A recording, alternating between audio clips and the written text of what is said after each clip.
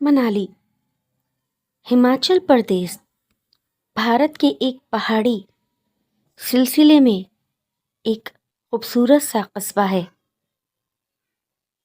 اس کی پہاڑی چوٹیاں قدرتی طور پر برف سے ڈھکی رہتی ہیں۔ برفانی راستے، خطرناک موڑ، خوبصورت وادیوں سے ہوتے ہوئے گزرتا ہے منالی لی ہائی وے۔ یہ ایک بہت خوبصورت ہائی وے ہے جس کے ارد گرد مقامی گاؤں ہیں، خوبصورت وادیاں ہیں۔ یہ منالی ٹرپ 3 دوستوں نے مل کر پلان کی تھی، سورف، مادھو اور رمیش۔ ان لوگوں نے یہ ٹرپ ستمبر کے شروعات میں پلان کی اور تینوں نکل لیے اپنے اپنے گھروں سے ایک خوبصورت سی تھار میں بیٹھ کر منالی ٹرپ پر۔ سفر کا آغاز بہت خوبصورت تھا، بہت ہی زیادہ سفر انجوائے کر رہے تھے تینوں دوست۔ اس کے بعد مادھو کی شادی تھی، لہٰذا یہ ٹرپ مادھو کی ہی پلاننگ کا حصہ تھا۔ اس کے بعد تو میری بیگم آ جائے گی اور ہم تینوں بچپن کے دوست ہمیشہ کے لیے ٹرپ پر جانے سے محروم ہو جائیں گے۔ اور تمہیں پتہ ہے آج کل کی بیویاں دوستوں کو ویسے ہی پسند نہیں کرتی، وہ اپنی ہی بیویوں کے مذاق اڑاتے ہوئے چلتے جا رہے تھے، کیونکہ مادھو کے بعد سورف کی بھی شادی تھی اور پھر رمیش کی۔ ایک مہینے کے بعد سے تینوں دوست 2025 کے دسمبر تک نمٹ جاتے۔ ستمبر کی شروعات میں انہوں نے منالی ٹرپ پلان کر لی اور نکل پڑے سفر کو انجوائے کرتے ہوئے۔ دور سے نظر آتا ہوا منالی کا لی ہائی وے، یہیں سے شروع ہوتا تھا ایک خوفناک قصہ جنہوں نے ان تینوں کے رونگٹے کھڑے کر دیے۔ تو آئیے آپ کے ساتھ بھی شیئر کرتی ہوں۔ لی ہائی وے تھوڑے ہی فاصلے پر رہ گیا تھا، اچانک سے مادھو کی طبیعت خراب ہونے لگی۔ سفر کی وجہ سے اس کا معدہ شاید زیادہ ہی خراب ہو گیا تھا، اس کو راستے بھر قے ہو رہی تھی، لہٰذا ایک چھوٹے سے ریسٹورینٹ میں تینوں نے رکنے کا سوچا۔ شام کے 7 بجے تھے۔ ہائی وے کا تو اپنا مزہ رات کا ہوتا ہے، دن میں بھی انجوائے کر لیتے ہیں لیکن رات راحت ہوتی ہے۔ طبیعت کے ناسازی کے چلتے رات کے 11 بجے تک طبیعت میں جب سدھار ہوا تب رمیش نے بولا سفر کنٹینیو کرتے ہیں، ہائی وے کافی بڑا ہے اور پھر ہم صبح صبح ہی ہائی وے کراس کر جائیں گے اور اپنی ڈیسٹینی منالی پہنچ جائیں گے۔ مادھو تھوڑا سا پریشان تھا، لیکن پھر بھی رمیش اور سورف کی ایکسائٹمنٹ کو دیکھتے ہوئے اپنی پریشانی بالائے طاق رکھی اور اب ریسٹورینٹ کی بقایا جات نمٹانے کے بعد اپنی تھار میں بیٹھے ایک پیپسی کا کین ہاتھ میں لیے اب ہائی وے کی جانب بڑھ رہے تھے۔ موسم خاصا خوشگوار تھا، ہوا میں خاصی خنکی سی تھی۔ ہائی وے پر اکا دکا ٹرک بہت تیزی سے گزر جاتے، شم کی آواز کے ساتھ۔ ایک چھوٹا سا ڈھابا ہائی وے کے کراس پر انہیں نظر آیا، وہاں پر بیٹھ کر انہوں نے چائے پی۔ وقت 12:30 بجے تھے۔ بابو، اگر آپ لوگوں کو مناسب لگے تو آپ لوگوں سے میں کچھ شیئر کرنا چاہتا ہوں۔ ضرور ضرور، کیوں نہیں؟ وہ ڈھابا اپنا سمیٹ رہا تھا۔ راستے میں آپ سے کوئی بھی لفٹ مانگے یا آپ کی کار، یہ جو آپ تھار چلا رہے ہیں، اسے روکنے کی کوشش کرے، آپ اپنی گاڑی روکیے گا مت۔ اگر آپ کوئی حادثہ بھی دیکھ لیں تب بھی نہیں، کوئی بارات دیکھیں تب بھی نہیں، کھل کر بتاؤ بابا جی کیا بات ہے۔ اس ہائی وے کے بیچ میں اگر تم لوگوں نے 3 بجے تک یہ ہائی وے کراس نہیں کیا تو 3 بجے اس ہائی وے پر ایک سرکٹی لاش۔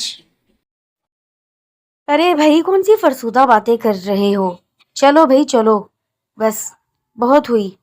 सारी ट्रिप की माँ बहनें कर देने का सोच रखा है इस बुढ़े बाबा ने। सौरभ एकदम गुस्से में खड़ा हो गया था। वो बाबा भी छेप खा गए थे। मेरा मकसद ये था कि वो यहाँ के बारे में कुछ उल्टा सीधा ही मशहूर है।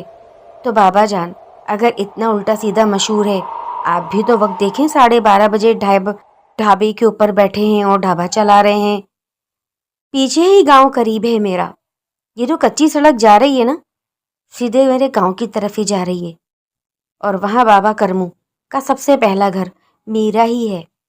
और मैं जो बात आपसे करने जा रहा था, खैर अब नहीं बता रहा, सिर्फ सावधानी का कह रहा हूँ कि रास्ते में कोई मदद मांगे या कोई भी ऐसी चीज आप देखें या हादसा, तो आप अपनी थार ना रोकिएगा। मेरा बस इतनी सी आपसे कहना था, इससे ज्यादा नहीं। 1:45 बज रहे थे। चलो चलो जल्दी चलो, बस बहुत देर हो गई है। हवा एकदम से शोर के साथ चलना शुरू हो गई थी। कार अभी थोड़ी ही दूर आगे गई थी कि एकदम टायर शायद पंक्चर हो गया। थत तेरी, अब ये क्या, अब ये क्या, थोड़ी मेहनत और ट्रिप एंजॉय, हाईवे का मजा, और अब बदलो टायर। ठीक है भाई ठीक है। सौरभ ने अपने कानों में हैंड फ्री घुसेड़े और मजे से गाना एंजॉय करते हुए ट्रक सॉरी थार का टायर बदलने लग गया। 10 से 15 मिनट न गुजरे थे, वहीं जीप के पास बैठा हुआ फिर से पेप्सी दूसरी एंजॉय करने लग गया। इतनी कोल्ड ड्रिंक्स ना पिया करो, शुगर हो जाएगी। मेरी उम्र शुगर वाली नहीं है। मैं जिम और अपनी मेंटेनिज्म पर बहुत ख्याल रखता हूँ।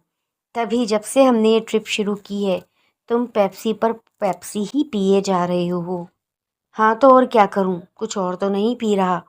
खैर चलो, तुमसे कौन बहसेगा। 1:45 बज गए थे और अब हाईवे की ट्रिप स्टार्ट हो गई थी। लंबे लंबे दरख्त हाईवे के दोनों जानिब मुंह चढ़ा रहे थे।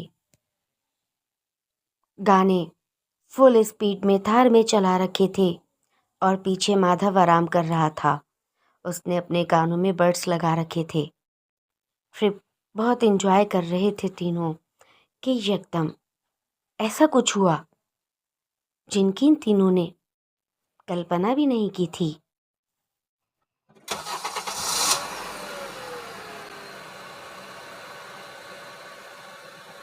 अचानक गाड़ी यहाँ दाएं बाएं हिचकोले खाने लगी। क्या हुआ? एकदम पीछे से माधव उठ बैठा। यार ये सामने बच्चा देखो कितनी तेजी से रोड पार कर रहा है, और इसके पीछे इसकी माँ भाग रही है। तो गाड़ी तो दाएं बाएं होती ही ना। एकदम बड़े से दरख्त से टकराने से बाल बाल बची। कौन सा बच्चा, कौन सी औरत? हमें तो कोई बच्चा और औरत दिखाई नहीं दे रही। यही वो वक्त था जब सौरभ माधव की जानिब हैरानी से देखने लगा। मैं मजाक नहीं कर रहा। यही था वो बच्चा, पैरों पैरों चल रहा था और उसके पीछे वो साड़ी में मलबूस औरत उस बच्चे को पकड़ने दौड़ रही थी। मैंने उस औरत का चेहरा नहीं देखा। वो स्टेयरिंग पर अपना सर रखे मुसलसल यही बोले जा रहा था, वो तो अच्छा हुआ अगर वो बच्चा इस थार के नीचे आ जाता तो। फिर दोनों मजाक उड़ाने लगे। सौरभ, लगता है तुम्हें पेप्सी चढ़ गई है। क्या मतलब? देखो जरा पीछे देखो। तीनों के तीनों दोस्त थार से नीचे उतरे। कोई भी न था। एकदम जैसे ही तीनों थार से नीचे उतरे थे, एक सनसनी सी उनके जिस्म में दौड़ी थी। हवा के भयानक झोंके उनके जिस्म से टकरा रहे थे। हवा अचानक तेज हो गई थी। दरख्तों के पत्ते शाय शाय कर रहे थे कि तब अचानक इनको एक बच्चे के रोने की आवाज आई। वो बच्चा शदीद किस्म का रो रहा था। अचानक उन्होंने देखा कि जिस दरख्त के सामने उनकी थार खड़ी है, उस दरख्त के पीछे کسی کی ساڑی کا پلو لہرا رہا تھا۔ آہستہ آہستہ وہ تینوں تار کی جانب بڑھنے لگے۔ کون ہے؟ کون ہے وہاں؟ پھر اچانک سامنے اپنے اوپر ایک بڑا سا پلو ڈالے، گود میں ایک کپڑا لپیٹے وہ عورت سامنے آئی۔ وہ رو رہی تھی۔ میرا بچہ، اسے ہسپتال پہنچا دو، اسے بہت سخت چوٹ آئی ہے۔ اس کپڑے سے خون تر تر ٹپک رہا تھا۔ اتنے میں سورف آگے بڑھا۔ جی جی ضرور، آئیے بیٹھیے، جلدی کریے۔